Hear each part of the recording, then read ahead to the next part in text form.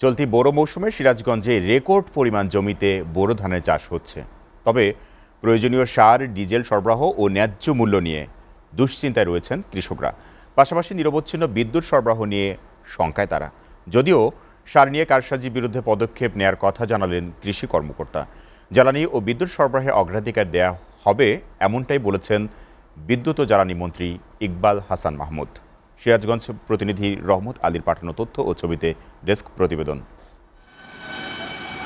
খাদ্যে স্বয়ংসম্পূর্ণ জেলা সিরাজগঞ্জে বোরো চাষে ব্যস্ত সময় পার করছেন কৃষকরা। ইতোমধ্যে জমি প্রস্তুতকরণ, চারা উত্তোলন, রোপণ ও সার প্রয়োগ সহ পরিচর্যা শুরু হয়েছে। জেলার ৯ উপজেলায় প্রায় ১,৪২,০০০ হেক্টর জমিতে বোরো চাষের লক্ষ্যমাত্রা নির্ধারণ করা হয়েছে, যা গেল বছরের তুলনায় বেশি।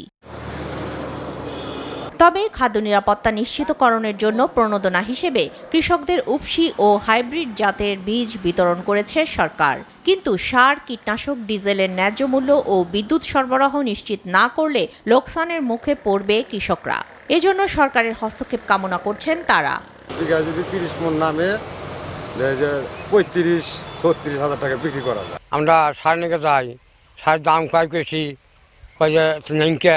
মেশিন টিলারের খরচ, কামলার খরচ, সারের খরচ, এখন বর্তমান যে বাজার আছে এর থেকে আবার বেশি হরে, তাহলে তো থাকবো না কিছু। এবছরও সারের ন্যায্য মূল্য ও কৃষকের চাহিদা নিশ্চিত করতে বিভিন্ন পদক্ষেপ গ্রহণ করা হয়েছে, জানালেন স্থানীয় কৃষি সম্প্রসারণ অধিদপ্তরের উপপরিচালক AKM মঞ্জুরে মাওলা। কোথায় অভিযোগ দিবে সংশ্লিষ্ট উপজেলা কৃষি অফিসার, উপজেলা নির্বাহী অফিসার, কৃষি সম্প্রসারণ অফিসার এবং নিকটস্থ উপসহকারী কৃষি কর্মকর্তার নাম্বার আমরা প্রত্যেকটা দোকানে দিয়ে রেখেছি।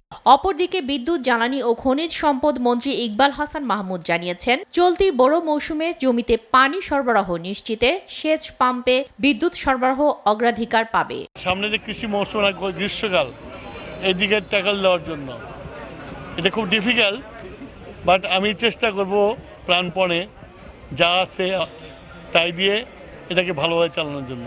আবহাওয়া অনুকূলে থাকলে জেলায় 6,20,000 মেট্রিক টন চাল উৎপাদন হবে, যা স্থানীয় চাহিদা মিটিয়ে অন্য জায়গায় সরবরাহ সম্ভব হবে বলে আশা করছেন সংশ্লিষ্টরা। STV news desk.